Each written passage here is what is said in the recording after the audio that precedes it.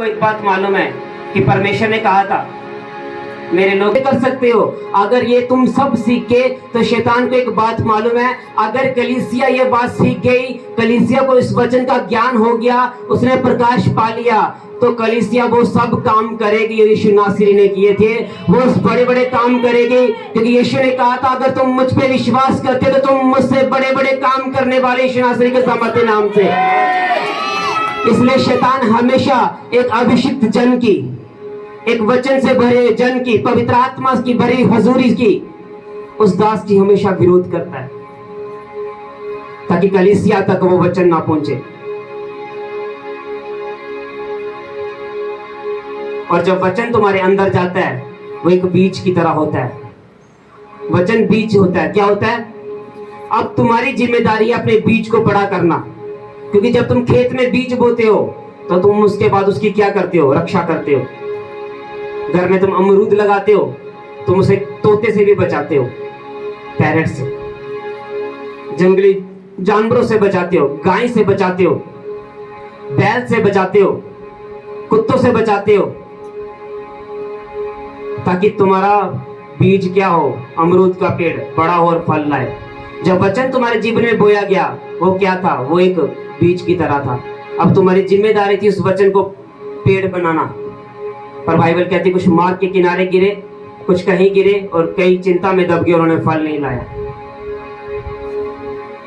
मेरे प्यारे आत्मिक पास्टर साहबान, प्यारे लोगों, तुम सब पास्टर हो, मैं ये बात जानता हूँ। इस कलीसिया में सारे पास्टर हैं क्योंकि हमारी कलीसिया का ही यही है। यहाँ पे आपको सिखाया जाएगा कैसे बड़े बड़े काम करने हैं। हालेलुया। परमेश्वर ये चाहता है कि हम उसकी हजूरी से भर जाएं। किससे भर जाएं? पवित्र आत्मा से परिपूर्ण होते जाएं। और जब हम उसकी हजूरी से भरेंगे, जो काम बाइबल में लिखे हैं वो हम सब कर पाएंगे।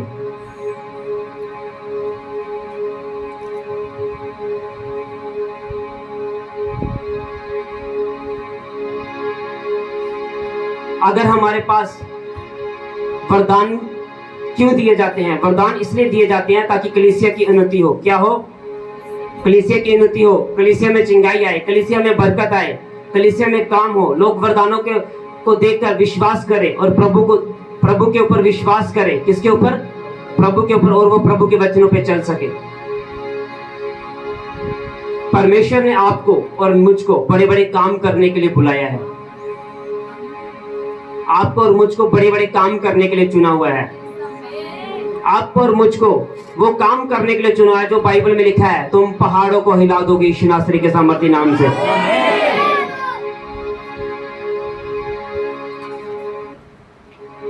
हमें ये सीखना होगा।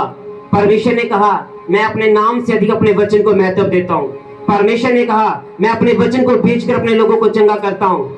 मेरे आत्मिक पिता की जो कुर्सी है जहाँ पे वो अपने ऑफिस में बैठते हैं, मेरे आत्मिक पिता की कुर्सी के पीछे एक वचन लगा हुआ है। उसने बहुत सा वचन, एक बहुत बड़ा वचन उनकी कुर्सी के पीछे लगा हुआ है। जब आप उस कुर्सी को देखो, वहां पे लिखा हुआ है परमेश्वर अपने वचन को भेजकर अपने लोगों को आजाद और चंगा करता है।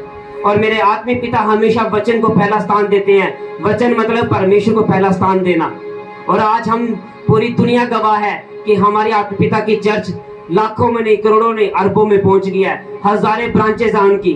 क्यों? क्योंकि उन्होंने परमेश्वर के वचन को पहला स्थान दिया और उन्होंने लोगों को वो ज्ञान मुहैया करवाया, वो प्रकाश दिया, वो ज्योति दी परमेश्वर से लेकर लोगों के अंदर डाला उन्होंने, ताकि लोग उन बातों को सीख सके। और आज हजारों पास्टर, हजारों विश्वासी, हजारों कलीसिया इनकी सेवकाई को क्या करती हैं? फॉलो करती हैं उनको देखकर।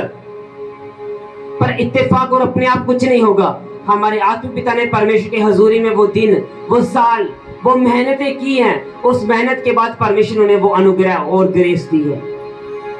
जो बातें मैं तुम्हें बताता हूँ वो एक रात की बात नहीं है, सालों साल लगते हैं परमेश्वर की हजूरी में।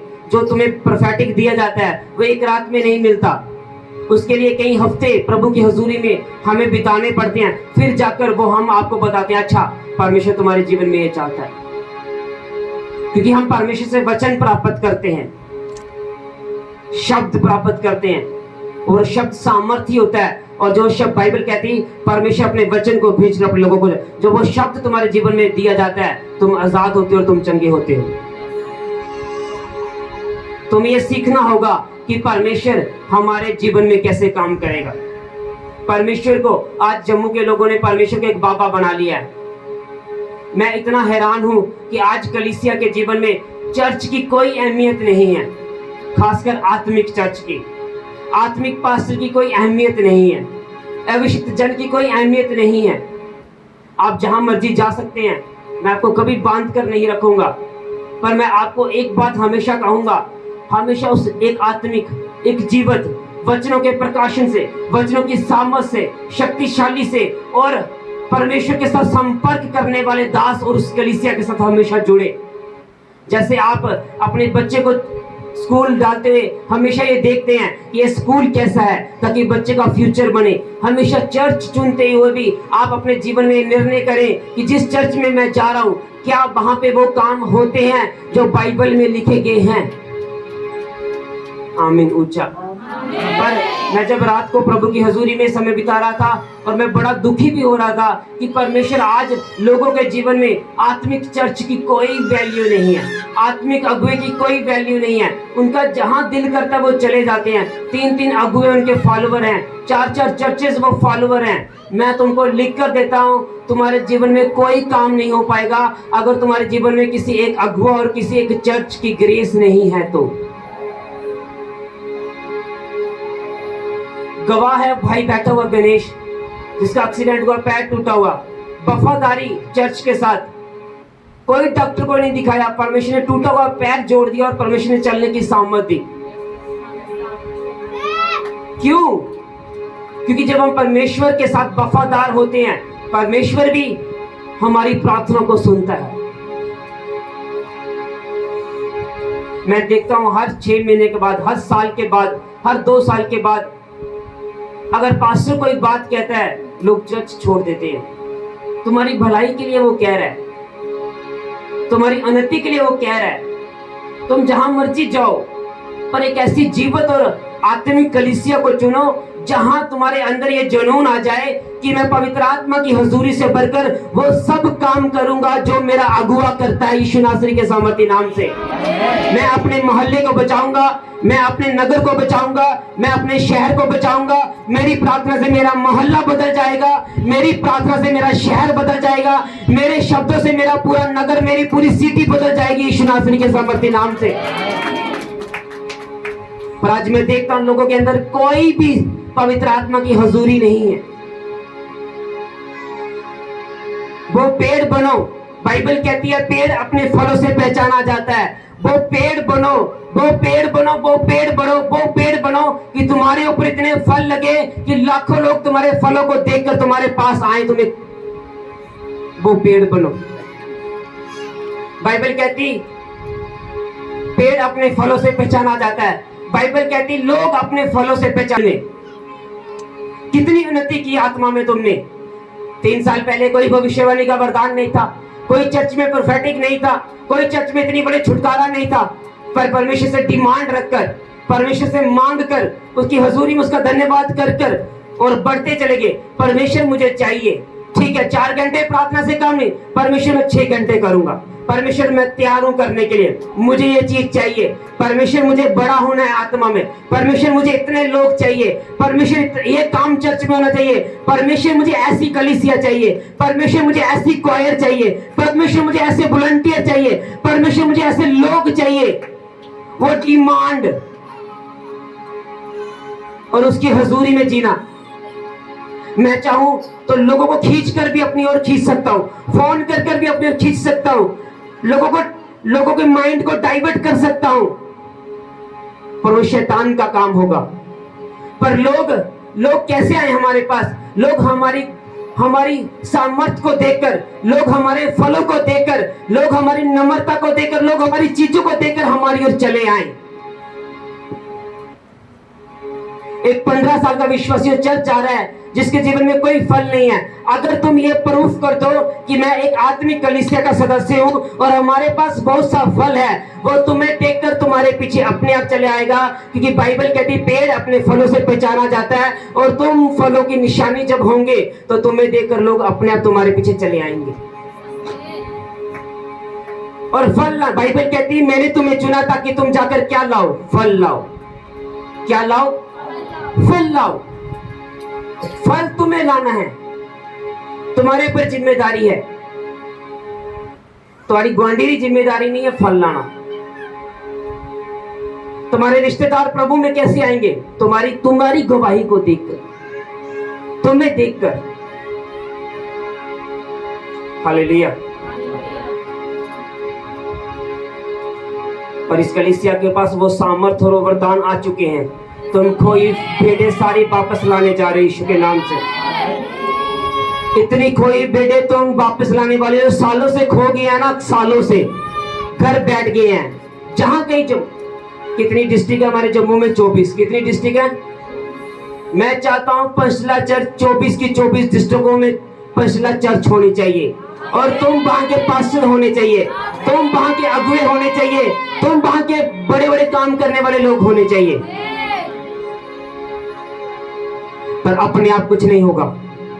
तुम्हें परमेश्वर को वो देना होगा जो मूसा ने दिया। मूसा ने क्या दिया? मिस्र का राजपाट सारा छोड़ दिया। मूसा चाहता तो अपनी जिंदगी बड़ी आरामदायक से जी सकता था। मूसा चाहता तो अपने जीवन में बड़े आनंद ले सकता था। पर उसने अपने लोगों को छुटकारा देने के लिए, अपने लोगों को आजाद करवाने के लिए उस महलों का राज शुभ दिया और वो जंगल में चला गया कि परमेश्वर मुझे अपने लोगों को क्या करना है? छुटकारा देना है। और 40 साल परमेश्वर ने जंगल में उसकी तैयारी करवाई। आप जानते हो जंगल में कैसा जीवन होता है और महलों में कैसा जीवन होता है। महलों में सुख विलास होगा और जंगलों में क्या होगा? कदम कदम पे मुसीबत होगी। पर मूसा ने क्या चुना? कदम कदम पे मुसीबत। क्योंकि जंगल शब्द इब्रानी भाषा में, यूनानी भाषा में आया, उसका मतलब अकेले रहना। जहां जंगल शब्द बाइबल कहती है यीशु मसीह जब जंगल में भेजा गया वहां लिखा था अकेले रहना। क्योंकि परमेश्वर मूसा को पहले तैयार कर रहा था अकेले में। और जब मूसा अकेले में तैयार हुआ और परमेश्वर ने देख लिया अब उसके पास बहुत सामर्थ आ गई है, फिर परमेश्वर ने उसे पूरी दुनिया में इस्तेमाल किया और उसने वो किया जो आज तक कोई नहीं कर पाया। समुद्र के 2 भाग मूसा की प्रार्थना से परमेश्वर ने कर डाले यीशु नासरी के सामर्थ्य नाम से। मुझे एक बात मालूम थी कि मैं लोगों को फोन कर कर, खींच कर, लोगों को धमका कर, लोगों को डरा कर कि एक चर्च एक अगुआ, ऐसे मैं लोगों को नहीं बचा सकता। अगर मुझे लोगों को बचाना है तो मुझे एक आत्मिक जन बनना होगा, मुझे एक आत्मिक सामर्थ्य पानी होगी, मेरे पास एक आत्मिक शक्ति होनी चाहिए। मैंने उस फैसले को अपनाया और मैं सालों से, आप जानते हैं मैं विजिटिंग जाने से ज्यादा अपने कमरे में सालों से प्रार्थना कर रहा हूं। और उसका रिजल्ट, जब मैं अपने रूम में था तब कोई रिजल्ट नहीं था, लोग जहां जा रहे थे वहां घूमते थे। पर आज मैं तुम्हें बता सकता हूं तुम्हारे जीवन में क्या चल रहा है। क्योंकि उसका रिजल्ट, जब मूसा जंगल में था परमेश्वर उसकी तैयारी कर रहा था, बाद में परमेश्वर उसे सबके सामने लाया। जब मैंने तैयारी की, मैं एक दिन चर्च अपने रूम से उठ कर आया, मैंने कहा परमेश्वर अब चर्च में बड़े काम करने जा रहा है। क्यों? क्योंकि मैंने अपने रूम में उस चीज का दर्शन देखा। एक बात याद रखना, जो मैं तुम्हें बोलता हूं उससे पहले परमेश्वर मुझे दिखाता है कि ये होने वाला है। और मैं तुम्हें बोलना शुरू करता हूं कि ऐसा होगा तो होगा, होगा, होगा और बड़ा बड़ा होगा और हजारों और लाखों और करोड़ों में होगा यीशु के नाम से। और मैंने उस तरीके को अपनाया जो मूसा ने अपनाया। मेरे सुख विलास को अपने रूम में चला गया, प्रार्थना को बढ़ाया, वरदानों को मांगा, सामर्थ्य को मांगा। परमेश्वर मुझे आत्मिक व्यक्ति बना, आत्मा में बढ़ना शुरू किया। अब भी मुझ में कुछ कमियां हैं। मैं अपने गुस्से को जड़ से खत्म करना चाहता हूं। मैं धैर्यशील बनना चाहता हूं।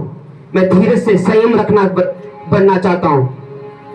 मैं उन क्वालिटीज को परमेश्वर की हजूरी में जाकर मांगता हूं, परमेश्वर मुझे और आत्मिक बना, परमेश्वर मेरी कमियों को खत्म कर। पर उस सामर्थ्य से क्या हुआ आप देख लो। 2 महीने पहले आपके पास वो जुनून या वो सामर्थ नहीं थी जो अब आप महसूस करते होंगे यीशु के नाम से। सही है कि गलत है? ये रिजल्ट था उस प्रार्थना का। जब बच्चा स्कूल जाता है पूरे साल मेहनत करता है, रिजल्ट एक दिन आता है और जब वो आता है तो वो अगले लेवल पे होता है। आमीन। एक मिनट रोक दे। कितने वरदान हैं? हर एक वरदान के साथ हर एक फल जुड़ा हुआ है। मैं 2 दिन घर से बाहर निकल गया, मैं प्रेयर कर रहा था और मैं जब वरदानों के बारे में स्टडी कर रहा था तो आपकी बाइबल में आत्मा के फल निकालते हैं सारे जने, 5 अध्याय 22 वचन निकलाती हैं।